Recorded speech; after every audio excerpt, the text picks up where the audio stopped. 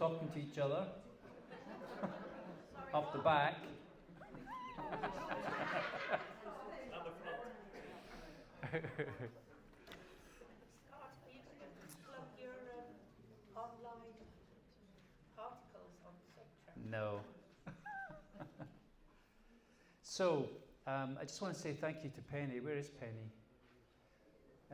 For last night, Penny, thank you so much for introducing the idea of soul friendship. I believe that soul friendship is one of the gifts that the community of Aidan and Hilda has been given by God. It's not our only gift, and we're not the only one that has it, but I think it's an emphasis that God has given to the community of Aidan and Hilda for us to nurture. And so with a gift has to be stewarded and handled well. And in my experience, when God gives you a gift, if you don't handle it well, He gives it to somebody else. It's true, isn't it? How many of you recognize that? And so I think there's something very important at this time for us to steward the gift that we've been given around the area of soul friendship. And so I've been thinking about this a lot, and what I want to do this morning is to give us a framework for soul friendship that will actually release the gift of soul friendship. And I think lots of us, and some of you will recognize what I'm about to say, have felt a sort of frustration, like a kind of a block, or something's been holding me back, and I'm not expressing soul friendship as fully as I would like to. Does anybody recognize that? Like, I want to be a better soul friend, or I want to be a soul friend, or I want to do it more, or I want to see that ministry released in the church across the nation. You know, I remember one of the last conversations I had with Ray. He never stopped being a kind of global visionary. So I'm talking to him on the phone, and he's complaining basically about the annoying people that he now has to live with. And so in one breath he's sort of saying, oh, they're a bunch of religious Anglicans. I'm like, yes, okay. I said, so Ray, what do you want to tell me today? We need to tell the world about soul friendship and a way of life. I'm like, just the world? Okay. So that vision is there to take what we've been given and to pass it on. But in order to do that, you have to create an environment. You have to create an ecosystem where the seeds can be planted and they can grow and they can multiply. And I personally think that God is challenging me to do something about that. And so I'm going to challenge all of us to think about that. And I'm going to put my finger on some things that I've observed that some of you might start to actually feel your feathers ruffled. So please forgive me before I start. Okay? Because I'm probably going to say some things that some of you will go, how very dare you? But hear me out. I loved what Penny said last night. She began to talk about the roots and the kind of historic theological beginnings of soul friendship. And for those of you who weren't here last night, she talked about Antony of Egypt, didn't she? And Antony's story is very interesting because we think of Antony as the sort of the language that's used is the father of monasticism and all that sort of language. But if you know the story of Antony, he did not start out as someone who wanted to share with anyone else, did he? Like, you think of Antony spending 20 years in the desert on his own. You know, he's not sharing his toys, is he? But the journey of Antony is instructive for us because he sold all his goods. He placed his sister into care. If you've read Athanasius' life of Antony, you'll know all of this. And the very first thing he did was put himself on the edge of the village under the guidance of someone else. So his earliest step on the journey was soul friendship. it was a hermit on the edge of the village, and then after a little while he went a little bit further out and he met someone else. So he learned from one particular person, and then he went further out and learned from someone else, and then he went out into this abandoned Roman fort and spent 20 years there. Do you know this story, don't you? Most of you. Just nod. If you don't know it, all right, okay. Well, hopefully this is interesting to some of you. And he just wrestled with God. And there's these amazing stories of loud noises coming from inside this fort where Antony is battling with things, battling with demons, battling with himself. And then eventually they kicked down the door. I'm not quite sure how he survived. I think there was a tree, and some kind of tree grew nearby, and he lived off this tree in a stream. You know what all these stories are like. And then they kicked down the door and to see if he was okay, and they begged him, please, Abba, Antony, share what you've learned. And then these monasteries sprung up in the Egyptian desert, and so you've got Antony becoming a father to these monks. And so he's a spiritual father. But he didn't begin like that. He sat at the feet of someone else. And then he goes and looks for Paul of Thebes, who's another hermit who's living in the desert. And he gets led by an angel. You know, there's never straightforward like he had a map or he gave him a call on his mobile. He's led by the Spirit, through an angel, and he meets Paul of Thebes, and they have this meeting of minds. They recognize each other, and they are peers. And so what you have is in the life of Antony, you have him sitting at the feet of someone. You have him on his own. You have him learning, becoming a spiritual father, and you have him becoming a peer. So what I want to talk about is the three faces of soul friendship.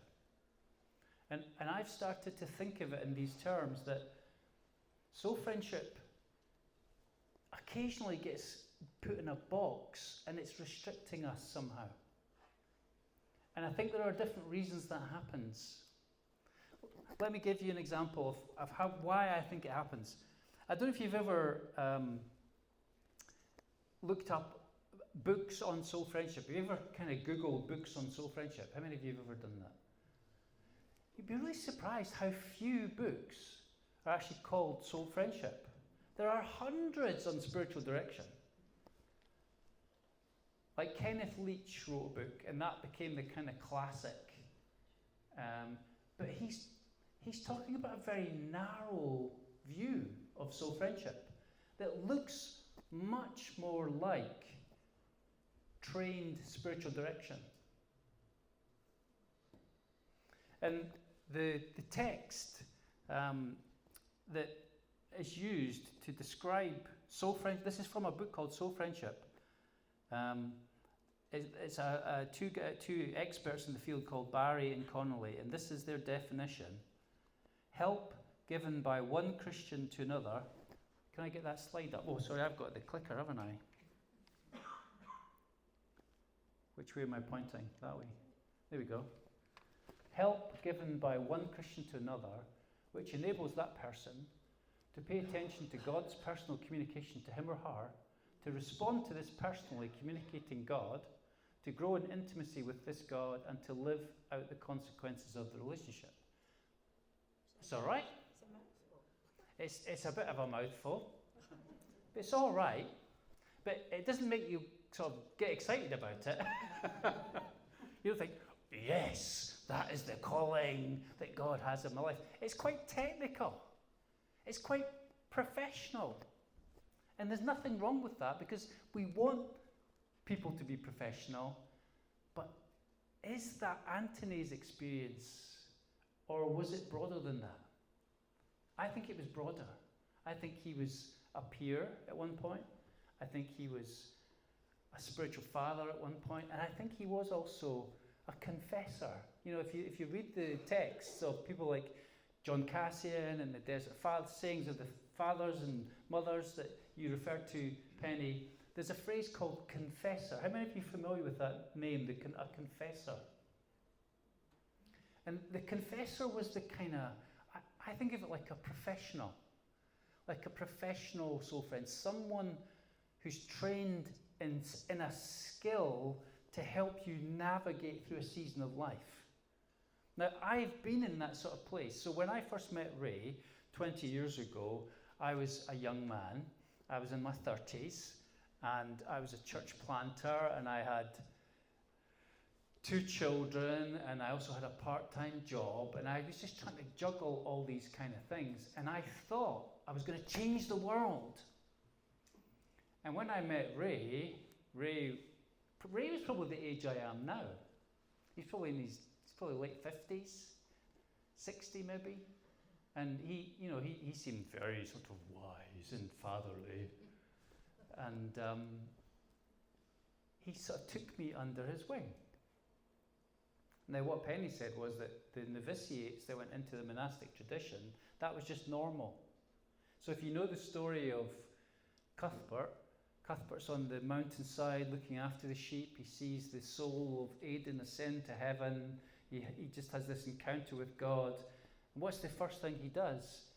He goes to the monastery at Old Melrose. And who does he meet? He meets Boisil. And Boisil prophesies, behold, the servant of the Lord. And he can see that God is going to use this young man, Cuthbert, in incredible ways. And then he says to him, do you know what? Because you're so special, you're going to bypass all the things that need to happen. No, he doesn't. What does he do? He says, you have to go through the same process as everybody else. You have to, for a year, you have to learn the tools of the trade. We have to test your character. We have to test your humility. We have to teach you how to pray, how to listen, how to take exams. There's a process. And what we're going to do is we're going to put brothers alongside of you, peers, and we're going to put a housemaster to look after you as a mentor, someone who really knows how to do this. And Boisil functioned as a father. So there were peers, there were confessors or professionals, if you like, and there were fathers. They were all soul friends because they were all taking Cuthbert through this process of paying attention to the will of God in his life. So here's my suggestion. I think all three, the spiritual parent, the spiritual professional, and the peer mentor, are all soul friends. They're just different faces of soul friendship. Is this making sense? Now, here is the reason I believe we've got stuck. We have professionalized soul friendship. And we don't really know how to have all three. Have a think about it. Now, let me explain why I think that's happened. How do you become a spiritual parent? What does it take? Like, give me some feedback. Like, when you meet someone who's like a spiritual mother or father, or when you read the stories of the desert saints, the elders, how did they become? What do you think, Alison? I think a willingness to talk about spiritual things to another person. Right, so they chose to birth children, but they had to go through a process, didn't they, to get to that point? Sarah? Awareness and recognition, and so they grew in discernment. Yeah, Penny? Life experience. Yeah. Sometimes referral. Referral.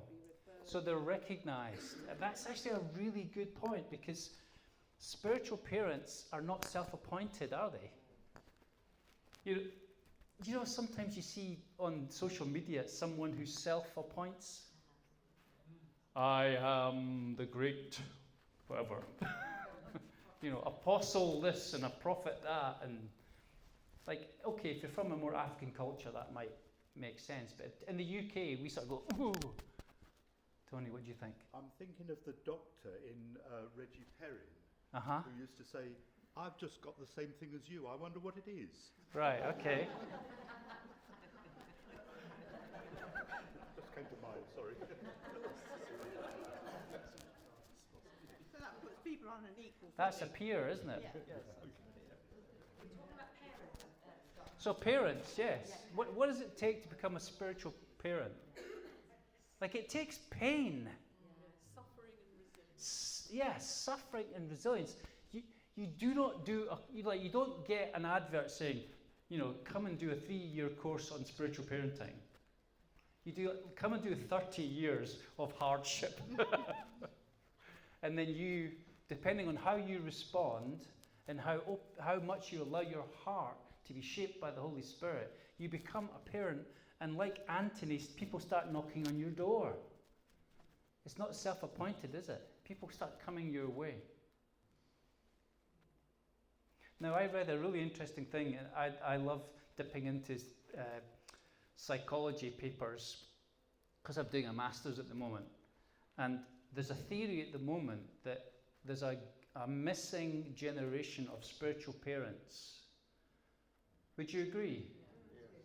I think this community is set to become a generation of spiritual parents. This room is probably full of spiritual parents already. But sometimes there are cultural issues that have actually held us back. Whether we realize it or not, there are strongholds that stop us from becoming who God's calling us to be. There's mindsets. And in this psychological paper it said that there's an orphan heart is the expression that it uses. Because, parents that came out of the war years and so on didn't know how to parent their children. The kids that grew up in a certain age then got to this stage of life, and instead of asking, how do I pay this forward, they become teenagers again. They feel like they've missed out on their teenage years. And so some bloke gets to, I'll just use men as an example, okay? Not because I think this is more true of men. Yes, it is. But some bloke gets to 60, and instead of thinking, how can I pass forward this wisdom that I've learned, who am I investing into? He cashes in his pension and buys himself a sports car. And this is like, or whatever. Now, this is not about judging people, but just this idea that there's a missing generation of spiritual parents. I think we need to recognize this and recognize that there's something countercultural God wants to do in new monastic communities to raise up spiritual parents. Because people that choose this kind of environment that we're in are willing to listen to the lead of the Spirit. Am I making any sense? I do have notes. You haven't started. So I find this interesting because there's two things that I observe with this. One, it's very individualistic. Isn't it? Help given by one Christian to another, which enables that person to pay attention to God's. It's very individualistic. And if we are inspired by the Celtic saints and the desert fathers and mothers, was that an individualistic culture? No. Did they do one-on-one? Yes. Was that all they did? No. So why are we doing it that way? Because of our culture, because of our Western individualistic consumerist culture. And so my challenge is, how do we break the back of that individualistic consumeristic culture? What do we do in terms of soul friendship that is countercultural? And I don't have an answer, but I'm just throwing out some challenges. Some of you are nodding, some of you are screwing up your face. That's okay, I don't mind. The other interesting thing about this is hierarchical. This is the professional way of doing it. One person who's just a little bit more trained or professional than another is then leading someone in soul friendship. Now, there's nothing wrong with that. In fact, that's really, really necessary. It's one of the three faces of soul friendship: the parent, the professional, and the peer. All three are necessary. But this has become the textbook way of describing soul friendship and spiritual direction. But this book comes from a book called Soul Friendship. And so anyone reading this will think soul friendship is about one-on-one, one person who knows a little bit more than another, telling that person how to navigate their soul. That's only one face of soul friendship. Because where is the parent and where is the peer? Does this make sense? I can hear your brains whirring as you think about it.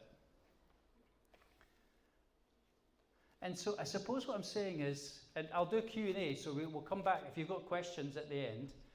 I can hear you thinking about things. I've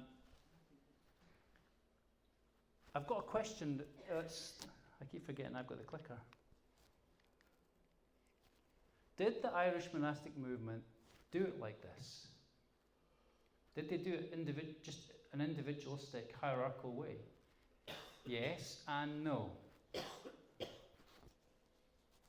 we're a new monastic community shaped by those historic examples, how might we do soul friendship faithfully, following those traditions while recognizing we need modern contextual approaches?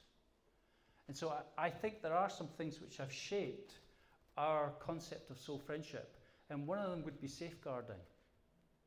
That's a really, really necessary thing, especially these days. But does safeguarding mean we can only do one-on-one? In fact, it might be better not to. So there are options there. I think God's going to take us somewhere to release this. It's like this, if Gen Z are really interested in the gospel, in the faith of Christ, which they seem to be, and they're really interested, here's two things they're really interested in. One is community, and two is mentoring. Well, soul friendship fits right into that category. Community and mentoring. And they are looking for spiritual parents.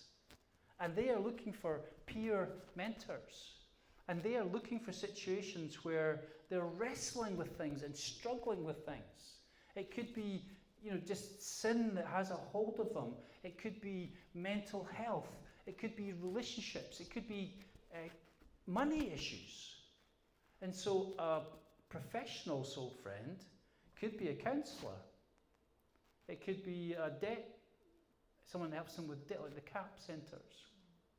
That is soul friendship, because if we allow all three to function, I think we'll release soul friendship. And we actually function like this already. And so what's interesting is, and this is where I hope nobody gets offended, but the number of people who've said to me, this is a great little book, but it's also confusing.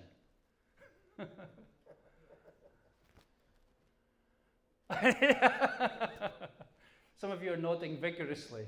And those of you who contributed to the writing, it says Ray Simpson's name at the bottom, but I know there's a few of you that contributed.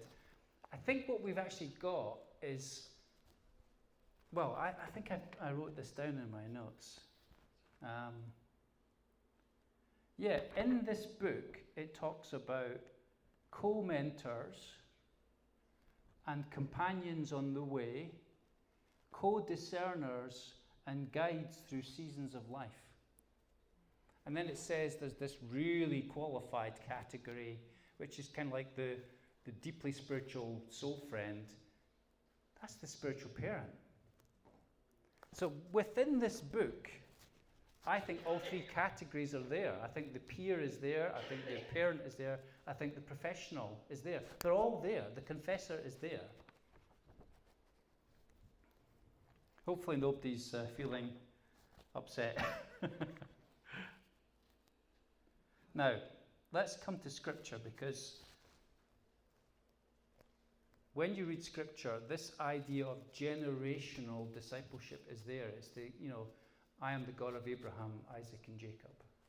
God is a generational God. God believes in spiritual parenting. He believes in peer mentoring. And I just love in 1 John, I've got this up here actually. I write to you, dear children, because you know the Father. I write to you, fathers, because you know him who is from the beginning. I write to you, young men, because you are strong, and the word of God lives in you, and you have overcome the evil one. And so the Apostle John, who is, in terms of soul friendship, who's the Apostle John when he's writing this? He's the spiritual father, isn't he? I write to you, dear children. And who's he writing to? Young men. And he says, young men, you've got different challenges. And their different challenges are, you think you're strong. That's actually a challenge. Have you noticed that? When you're overconfident. Like when I met Ray, when I was a church planter, I was going to change the world. Do you know that expression, when I was a young man, I thought I was going to change the world? And then I became a middle-aged man, and I wanted to change my city. And then I became an old man, and I was just happy to change myself. I kind of feel I'm getting into that old man category now. But young men are overconfident, but actually God uses that for them to tackle the evil one. Do you know there's a famous story about Father Macarius?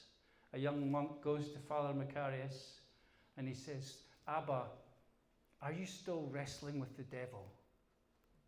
And Father Macarius says, oh, no, I'm far too old for that. He said, now I wrestle with God.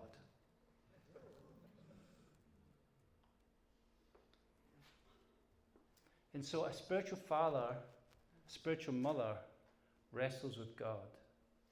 They have that Jacob experience. They move from being Jacob and all the stuff that messes up Jacob into becoming renamed as Israel. And it's wrestling with God that takes you into that place. This room is full of people who wrestle with God. And we keep saying we want to see young people become part of the community. Well, this is how it's going to happen when spiritual parents start parenting. When we start parenting these young ones that want to live a way of life and they want to come around us. That's exciting, isn't it? What an opportunity. So I think there are these three faces. The parent, spiritual mothers and fathers who give love, perspective, and formation over time. So when you think of the story of Boisel and Cuthbert, it took decades. And Cuthbert actually had to move away from Melrose. He came down south. He got into a conflict with Wilfrid, and all kinds of things happened. And Boisel died of the plague. And then what you see is that Cuthbert was then taken on by others. And then Cuthbert himself mentored others. There's a sort of generational principle of soul friendship. Parents, the confessor type, those trained and authorized to help us face patterns of sin, trauma, and complexity with skill and safeguarding. That's vital. It's absolutely vital. But I think one of the reasons we've got stuck is that we felt like everyone has to be in that category. They've got to be so skilled that there's no space for the peer. Do you recognize that? And so we have, in this crowd of people here, there are some of you who are in that category. You've got loads of skill. I can't see Ian Sutherland. Is Ian here? No. I can talk about him then. For the recording. Like Ian has just finished his spiritual accompaniment training, and he's done spiritual direction training. Like he is qualified. And some of you in this room are trained spiritual directors and so on. But I think that framework has somehow, speak of the devil, here he comes. Sorry, Ian. I think those of us with a passion for this, who've done spiritual direction training have actually placed a cork in the bottle by not recognizing, well, how do we train the peer mentors? What sort of skills are needed for a peer soul friend? It's a different skill. You're nodding. Does that make sense? So we need to release soul friendship amongst the peers. Like, you know, that person who'll sit over the kitchen table and be a good listener. Or as Penny was saying, has discernment of some kind. They've got life experience. But it might be two young people.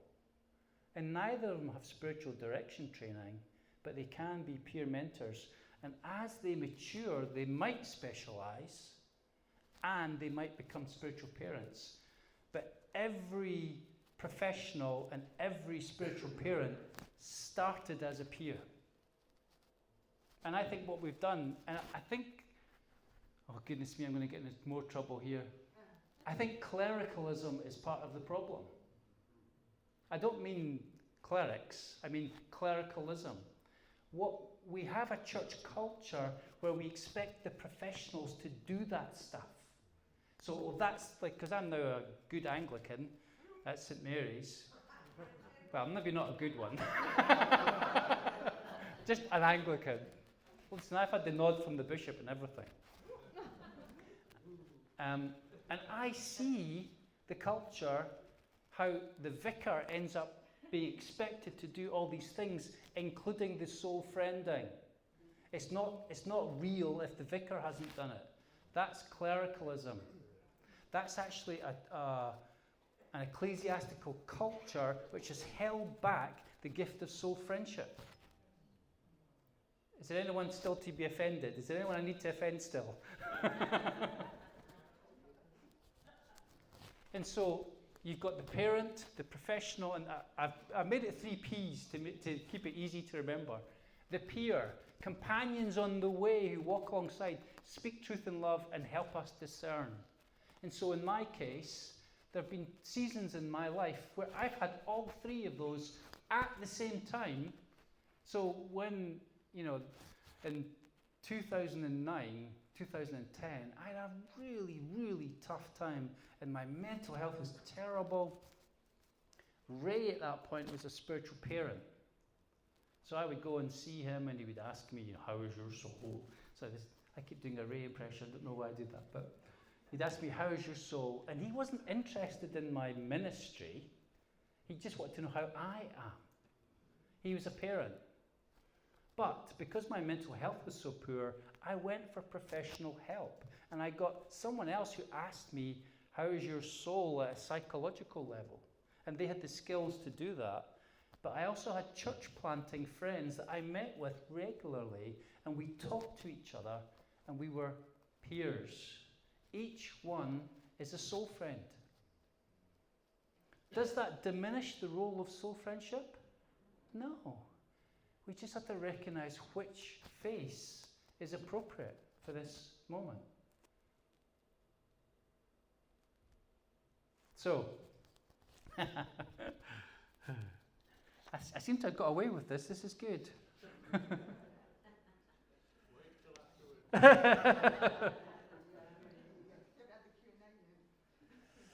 What time is it? Let's see if I can run out of time.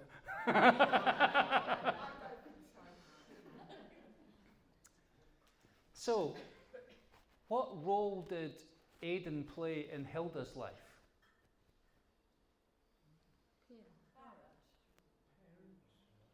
See, you're not sure, are you? Both. I think he probably started off as a parent figure, spiritual father. He calls Hilda to come north, places her in the first monastery, and then she goes to Whitby, as you know. But Hilda was known as a mother, wasn't she? She's a spiritual mother, and I think what probably happened is that that relationship probably changed. Although he was always going to be something special to her. Like as Ray got older with me, he became less of a spiritual parent to me, and I became more like a family member. So these relationships change. They're not set in stone. They're seasonal. It depends on the context. It depends where you're at. It depends where they're at. We've got to be flexible with this. And so that's why discernment is so key. So that's Aidan and Hilda. What other examples can you think of where that sort of relationship took place? Let's take Cuthbert as an example. Did Cuthbert have a peer mentor?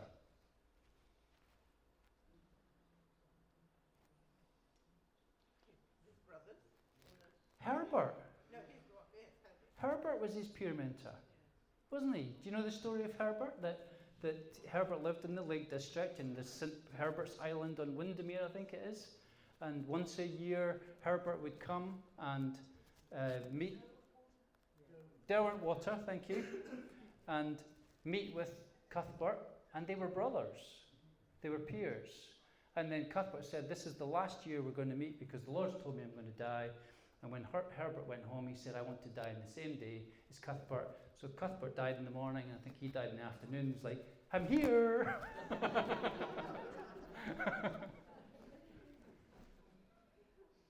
They were peers. And so, don't mishear me. Don't misunderstand what I'm saying. Being a peer mentor is not lower down the scale. Cuthbert and Herbert were peer mentors. It's not about hierarchy. It's about context. And they're interchangeable. They're interchangeable. So that's why when I asked you about Aidan and Hilda, there was a little bit of, I'm not so sure. See, we cannot box this in. It's got to have a fluidity to it. But I think if we understand this, it will release the practice and the gift of soul friendship. And it will help us to put the right training in place. You know, if I was going to go for brain surgery, I wouldn't go to a peer. And so if I've got a specialized need, I will go to someone that I trust with the training. When it comes to safeguarding, that's got to apply to all three levels. And so when we do training for peers and professionals and spiritual parents, we apply the same principles of safeguarding. And so it shapes our training. But how you train a professional and how you train a peer is going to be different. And so that's what I really want us to do this year as a community, is to think about what does peer soul friendship look like and what kind of training can we do? And I think that's very accessible. I think all of us who've been wrestling with this over the years have struggled because we've kind of wanted the professional to be in place because that's our culture, but there's something about what does it look like to be a peer, a lower level, that's not the right phrase, sorry, that's not right, a less skilled in professional complexity, like just a friend, a good listener, kind, patient, someone with time. That's available to so many people, isn't it?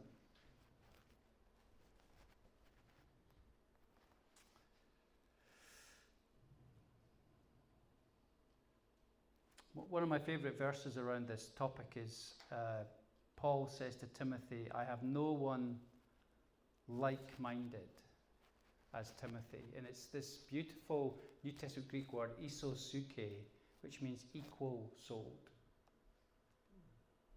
Isosuke, like suke as in soul. And so there's something about peer mentors and equal souls. When Antony found Paul, it says in Athanasius' writing, they recognized each other. There was an isosuke, there was an equal-souledness about them. And so one of the things that we need to do in training soul friendship is, how do we recognize the right person for the right context? Right. I think I've said enough. Is there anyone else to offend?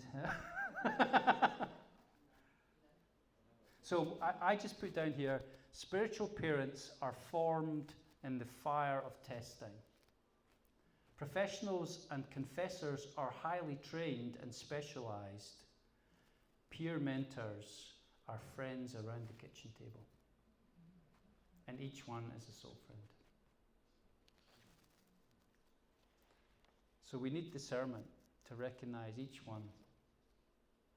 And I believe that God's asked, I think parents are formed in the fire, professionals are already trained, but where are the peer mentors nurtured? What kind of ecosystem will release them?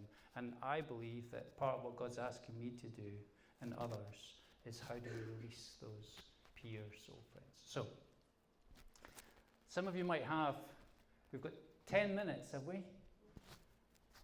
Some of you might have questions, observations.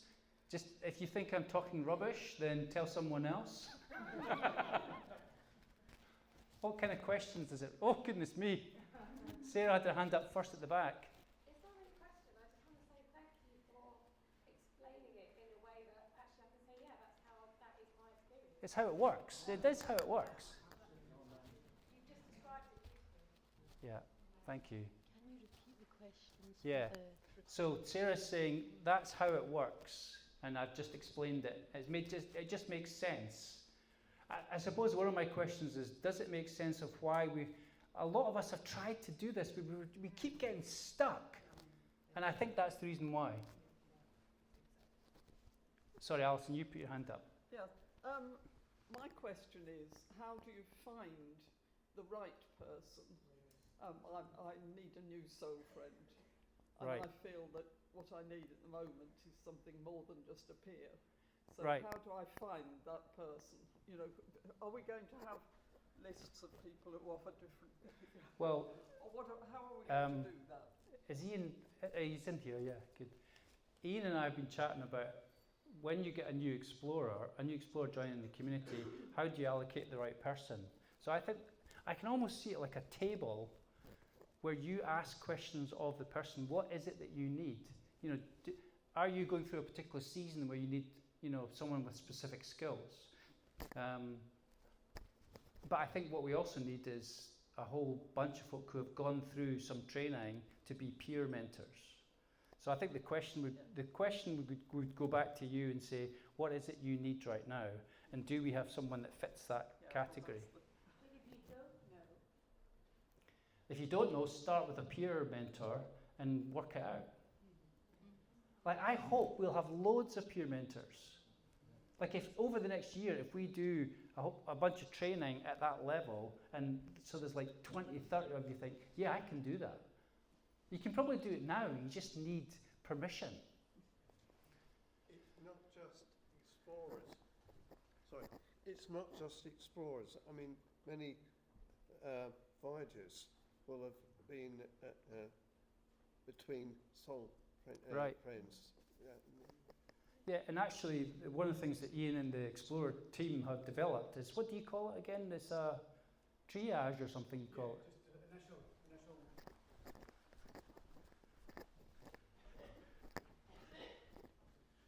Yeah, we realised that people coming in who want to become explorers didn't have any kind of contact, so we as a team decided that we would offer, having spoken to them, we'd offer potentially an initial soul friend, triage, or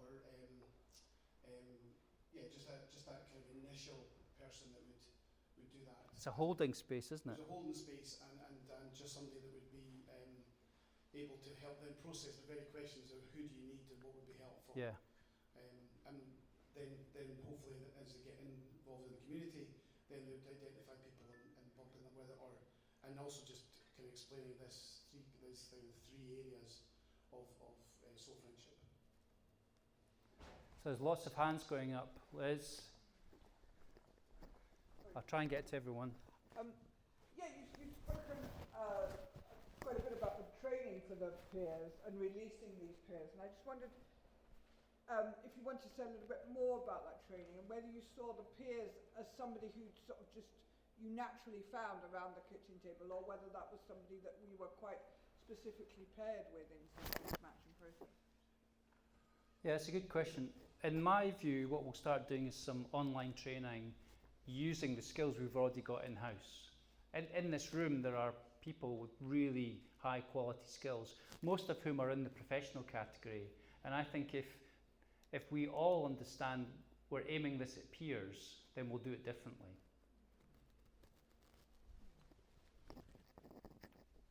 I offer quite a lot of self-friendship in the community, and I think my desire actually is to be more at the peer category. Right. Because I feel I'm walking alongside some beautiful people who are very spiritual. I don't feel often I've got more to say than they have. Yeah, I beautiful. do know that I have also been trained in accompaniment. I don't like the word direction. Yeah, yeah, And I think sometimes that really is helpful. yeah, And I do think that occasionally I've worked in the parent category, but I think that's rarer for me. But I sometimes don't like my people who come to me for soul friendship putting me in the wrong category. yes, yeah.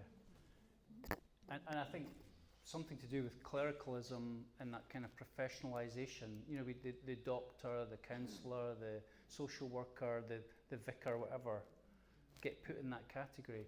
That's a great point you're making, Ruth, about I've been reading lots of the desert fathers and mothers, that if we find ourselves in the professional category, we lose out. Because people are coming to you expecting you to have the answer. That puts enormous pressure on us. And also, we don't receive from them what they have to offer. So there's something about humility, isn't there? Yeah. There is a flip side to the clericalism question, which is that if you're a cleric in an average parish or church or whatever, there's a lot of people who do want to leave it all to the cleric. Same for me, Padre. Yeah. But because we're a community of intentional people, Yeah. then there's more room to get beyond that. Yes. Yeah. This is a systemic problem.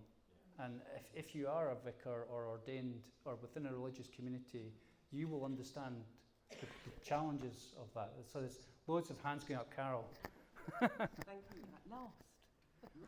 Thank you. Yes, resonating with what Ruth just said actually, but a while ago I was thinking from my perspective now in this season, I believe all these three are coexistent. Yeah.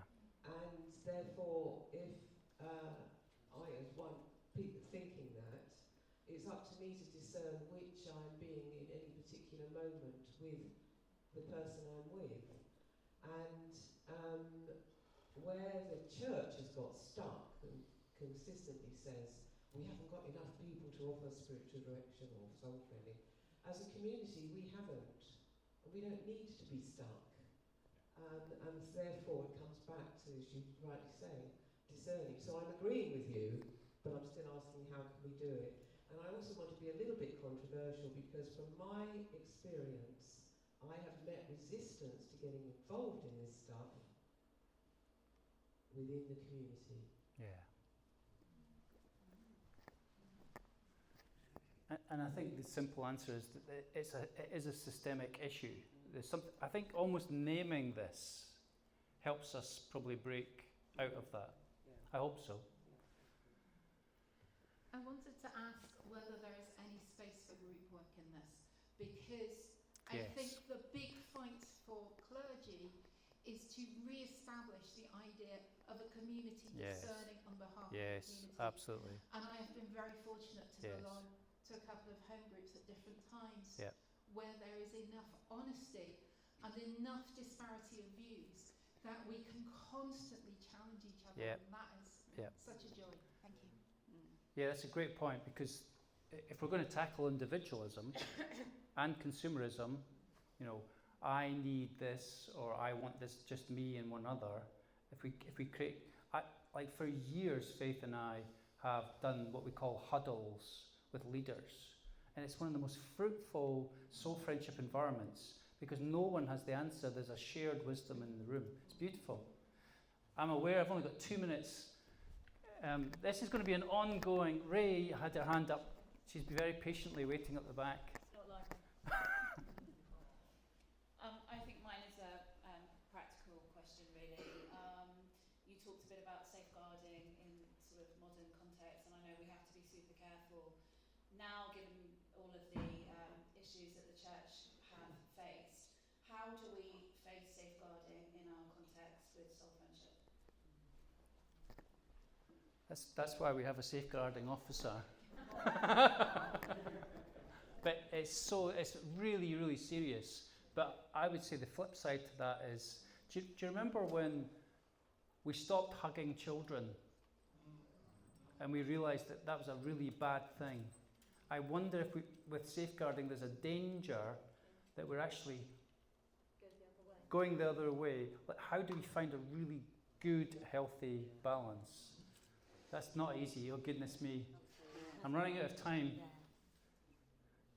Okay, and then I think I'm going to have to stop everyone. Shall we keep the conversation going throughout the week? Is that probably... This isn't actually a question. This is kind of to encourage you from my life this year. I mean, I've been in, in the past where I've really needed a spiritual parent, where I've really needed professional help, and that's great. Where I am at the moment, I feel that I have different people, different ones, and the person that I review my way of life with is actually my next door neighbour that I've lived next to for 27 years. She does know professional, spiritual, whatever it is, but we're not like that when we meet. And she often says that she's learned something from me when Right. she's the age, should be a spiritual parent, but she's not in the community. I also have, one or two people in the community that I can talk to sort of as friends, but for things that are more specific. And I also have a friend at church that I've got very close to, and we are sort of like peer companions, but also I've sort of, within the last year, I've done kind of mentoring, teaching people prayer techniques and stuff, and including my friend's daughter, and I encourage my daughter to talk to this friend of mine because she sees her as a spiritual mother, and that's helped her with her mental health and her stuff. So I just kind of wanted to encourage you with that. Right, I think I'm going to have to stop there. It's obviously stirring up lots of thoughts, and I don't have any answers. I'm just being provocative. Thank you. Was it they say, make them smile before you punch them in the teeth? Now we are going to hand over, and I think this is connected to some of the skills that we need to develop in terms of listening and peer soul friendship. So Liz, if I hand over to you. Just so I can squeeze past Nigel. Forward. That's what I don't want to run over your rucksack.